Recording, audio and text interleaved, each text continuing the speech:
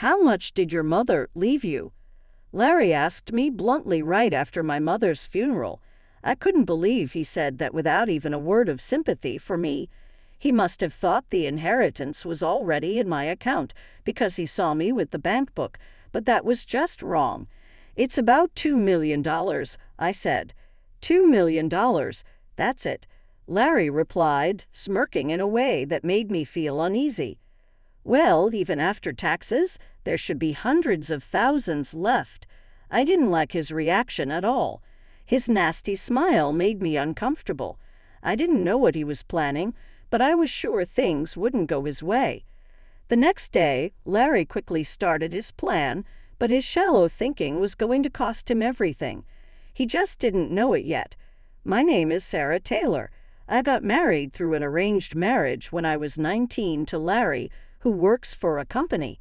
He is 3 years older than me and is the oldest son of the Owen family. However, despite being called the oldest son, his younger brother, Frank, left the house after graduating from university and hasn't been in touch since.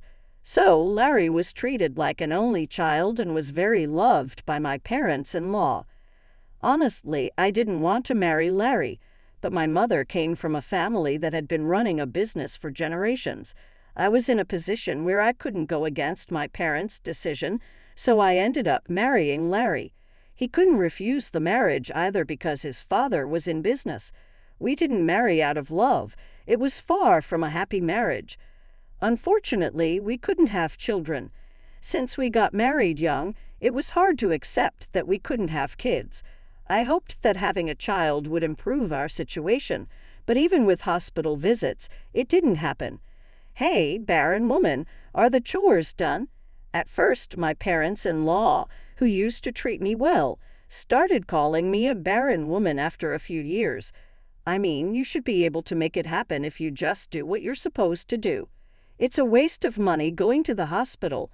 My father-in-law would say mean things to me every day. But Larry never stood up for me. While I was being scolded by my in-laws, he would either read the newspaper or take a nap, snoring away. Even when I wanted a change and said I wanted to work, he would say, "If you go to work, people will think we're not doing well," and wouldn't let me leave the house. At that time, it was common for women to become homemakers after getting married. However, living with just my mother-in-law was honestly a nightmare. No one would help me. I couldn't worry my parents by telling them, and I couldn't run away because our marriage was tied to work. Still, I thought I would be rewarded someday and desperately endured every day. However, no matter how many years passed, the situation never got better. 19 years after our marriage, when I turned 43, my father-in-law died in an accident. That incident led to the discovery that his company had been avoiding taxes. The back taxes and fines depleted our assets, our property was seized, and the company went bankrupt. Although we kept the house, we had to let go of our comfortable lifestyle. I thought it would be hard for Larry, who was then 45, to find a new job, but my parents introduced him to one. Thanks to that, he quickly found work, but my mother-in-law became like an empty shell and aged rapidly. For a while, she didn't even have the energy to say mean things to me, which was a relief.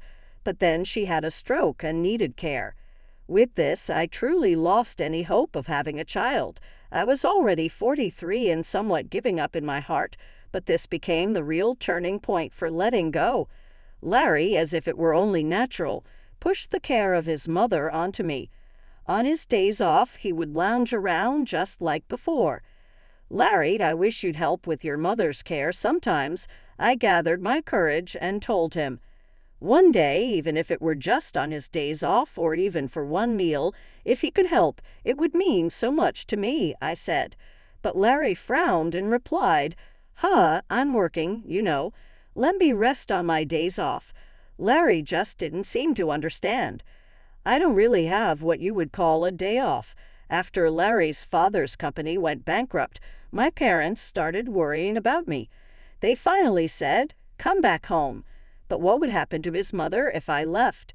Now we have a caretaker come once a week, but I can't imagine having the money to hire someone every day for this house. Even though I was treated badly, I couldn't abandon her. It just wasn't in me to do that. Eventually, Larry started leaving the house early, even on his days off. He said he felt uncomfortable if he stayed home and relaxed. I heard through the neighbors that he started saying, "My wife won't even let me relax at home on my days off." He began taking solo trips, and the neighbors knew his mother needed care. Knowing this, yet acting as if he left all the caregiving to me, showed he didn't care about how others saw him. It was sad to see his mother, who loved Larry, being ignored by him once she got sick. Sometimes she would say, "It's because you're here that Larry won't come."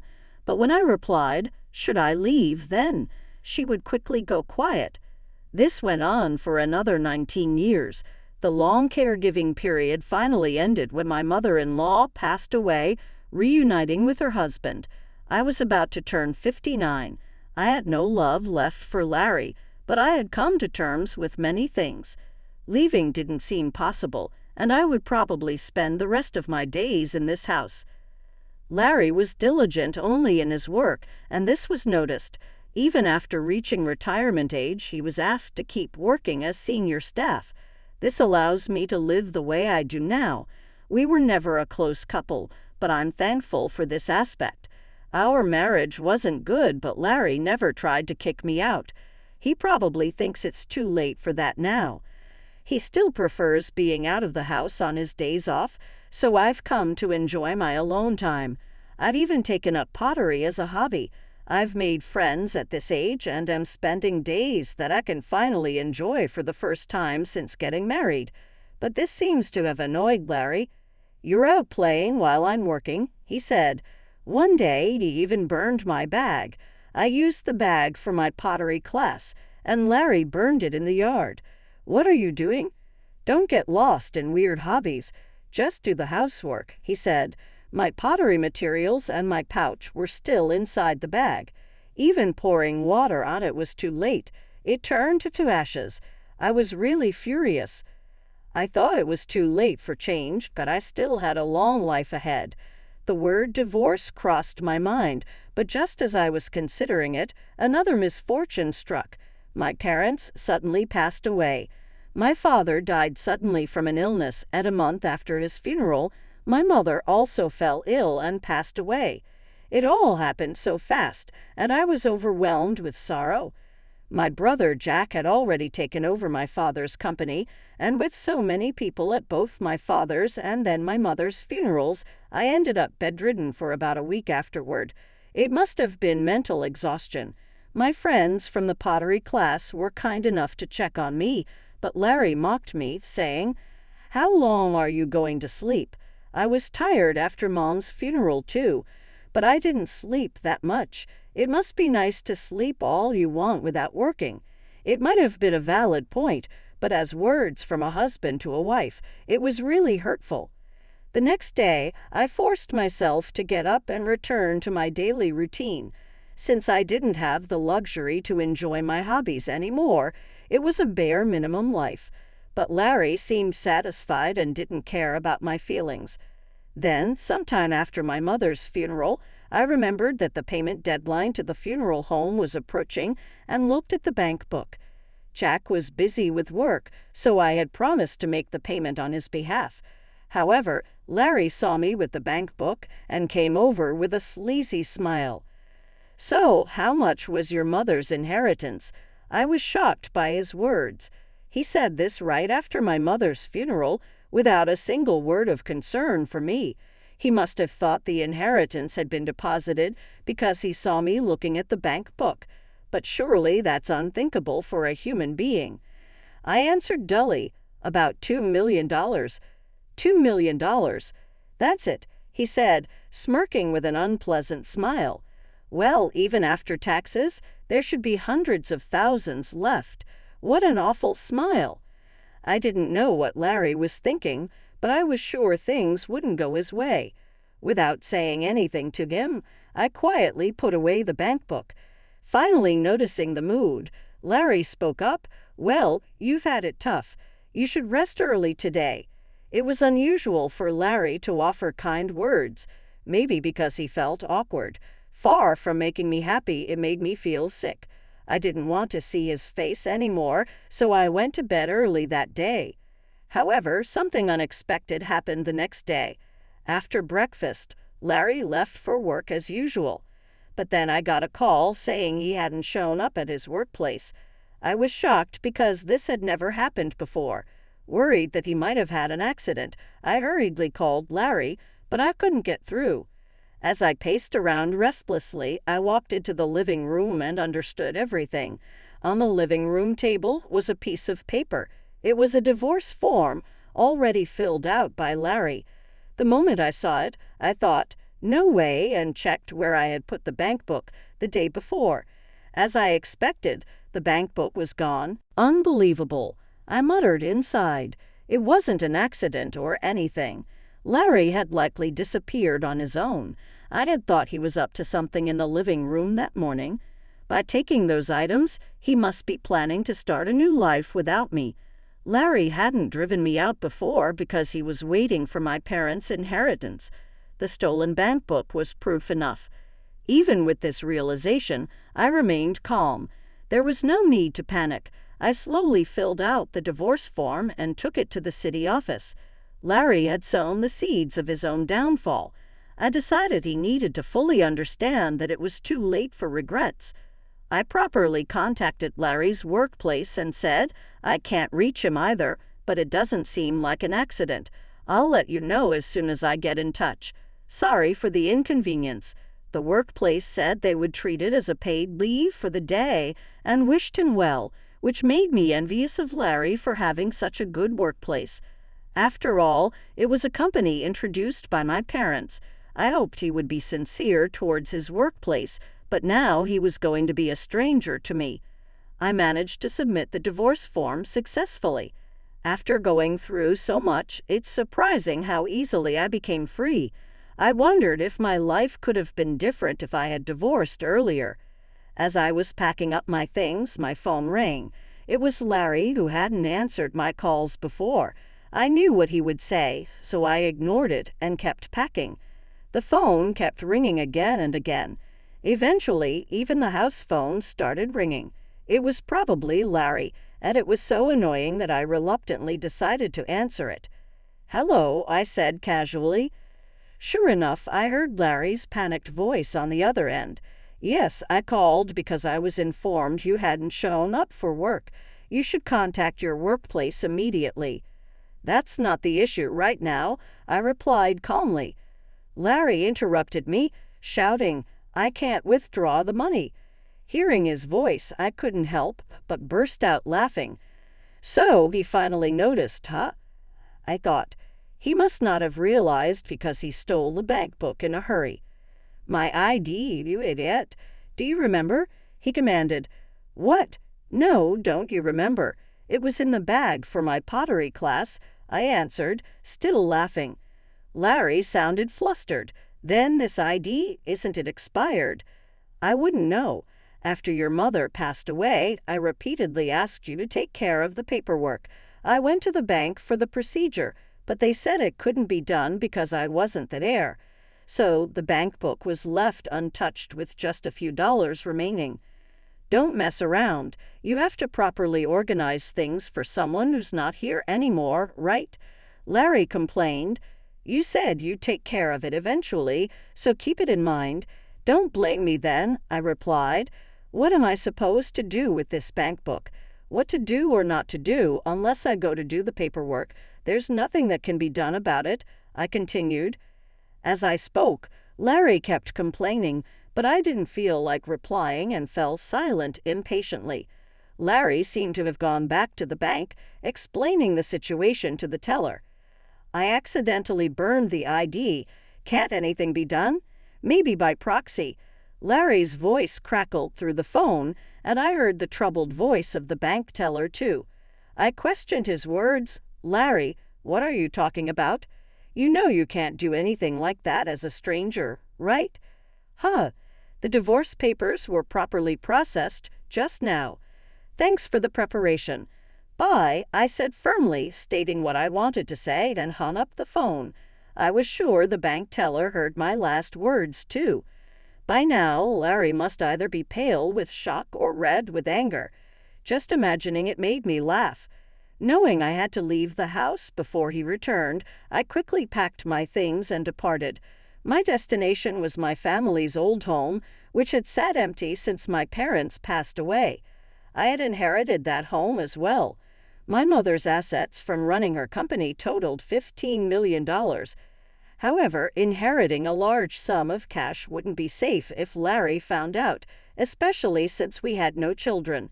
So I inherited just enough to live comfortably, about $2 million. The rest included the family home, my mother's beautifully preserved dresses, and my father's antiques. If these heirlooms were appraised, they would be worth a lot. I had my brother Jack's permission for this arrangement. Jack had moved out after getting married and was worried about the family home becoming vacant. He had children and had taken over the company, so he was happy to inherit just the cash. We completed the inheritance discussions peacefully. After arriving at the family home, I informed Jack that I had divorced Larry and would be living there. He said, "If you're going to live in the family home, it won't be empty," which is a relief. "But are you really okay with divorcing Larry, Sarah?" "Yes," I replied firmly. "We don't have children, and both our parents have passed away. If we both want a divorce, then it's for the best. I want to restart my life, and I have no regrets." Jack was worried about me being alone, but living as Larry's servant for life would have been worse. Besides, if I could spend the last moments of my life in this house where I had many memories with my family, even if I was alone, it would be happiness. Larry kept calling me many times after that, but he didn't think I would be at the family home and never came to visit. That day, I spent alone in peace. The house was lonely without a family, but I felt relieved from the bottom of my heart. The next day, I finally gathered the energy to go make a deposit. The bankbook was with Larry, and it was a bit tiresome to retrieve it. I decided to go around 5:00 a.m., assuming Larry would be asleep. When I got home and opened the front door, the smell of alcohol hit me. Wow, I couldn't help but grimace at the smell. Entering the living room, I saw beer cans scattered all over. My bankbook was torn and left on the table. "This is terrible," I thought to myself, gathering up the pieces and putting them in my bag. I also packed a few clothes and returned to my family home. Then I headed to the bank. As I approached the entrance, I heard someone call out, "Sarah?" It was Larry. He had been waiting for me. "I noticed the bankbook was missing, so I knew you would come here." "Whether I come here or not is none of your business," I said sharply. Despite our finalized divorce, Larry continued to speak as if nothing had changed. I ignored him and entered the bank. Larry persisted in trying to talk to me, but I steadfastly ignored him. That's when it happened. "Brother, isn't that Sarah?" Someone called out. It was Frank, Larry's brother. Both Larry and I were taken aback. We hardly ever saw Frank, usually only at funerals. It had been about 43 years since I married Larry, and this was probably the third time I had met Frank. He had wanted to sever ties with the family, but his parents, concerned about their company's reputation, had urged him to at least show up for important family events. Since we had last met at my mother-in-law's funeral a few years ago, he probably recognized us. "I'm here for Mom's inheritance. Thought I'd check the balance and then inform you, too," Frank said. Larry's eyes lit up in anticipation. I was surprised, too. I had thought there was just a few dollars left in the bank account. But according to Frank, there were also investment trusts set up long ago and safe deposit boxes rented during their father's lifetime. Frank had heard about it from his mother before she passed away. She had sent him a message saying, "If anything happens, you take care of it." However, due to his busy life, it had taken him this long to act. Frank looked apologetically at me and Larry. In the safety deposit box, there was a letter along with some jewelry. Mom said all her estate should go to Sarah, Frank revealed. I was surprised by Frank's words, but Larry looked even more shocked. Frank pulled out a letter from the documents he had with him. I recognized the stationery because I had bought it for my mother-in-law. The letter clearly stated that all the jewelry in the safety deposit box and other assets should go to me, her daughter-in-law, Sarah. I could picture my mother-in-law writing it carefully. I remembered asking her if she needed the letter, but she had coldly replied, "It has nothing to do with you." Maybe she meant to write this letter at that time. I covered my mouth in surprise. "Sarah, you've been taking care of everything on your own, right?" Frank said, despite the harsh things my mother-in-law had said. She was sorry and wanted me to handle the estate. She knew that if she told Larry, he would probably try to keep it quiet. Next to me, Larry's face turned red, and he started trembling. Well, I never intended to inherit anything, but as the legal heir, I thought I had to handle it. It's just a matter of changing the name to Sarah, so that shouldn't be a problem for you, right, Larry? Frank said casually, not knowing about our divorce. Later, I was called to the bank counter. Larry, without any purpose, just sat in the lobby, lacking the energy to follow. That day, I completed the rice months of the bankbook and the transfer for the funeral home. "I'll be going ahead, Sarah. I'll contact you again," Frank said, leaving Larry and me behind in the bank. Safely back home, Frank contacted me again later, explaining that Larry had protested, saying such a letter was invalid. But Frank convinced him, saying, "Respect Mom's wishes." However, unable to satisfy Larry, Frank visited a lawyer for free advice. Although the letter couldn't be recognized as an official will, the lawyer suggested that settling by discussion would be more cost-effective than hiring a lawyer. Larry agreed to inherit the house. The investment trusts weren't worth much, and Larry reluctantly gave up on those. In the end, I formally received my mother-in-law's estate. Larry argued with the lawyer, insisting, if Sarah gets Mom's estate, I should get it for my mother-in-law. But that was a different matter. It was embarrassing. Even the lawyer scolded him. Larry couldn't accept it and finally tracked me down at the family home, showing up at my doorstep. "I was wrong. Let's start over," he begged, realizing he couldn't get anything. He knelt at the doorstep, pleading for reconciliation. "Start over? There was never any love between us to begin with," I replied, feeling free to speak my mind for the first time. I shared my long-held feelings with Larry.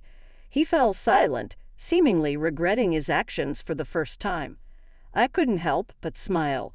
"At least you still have the house, right? Have you contacted your workplace?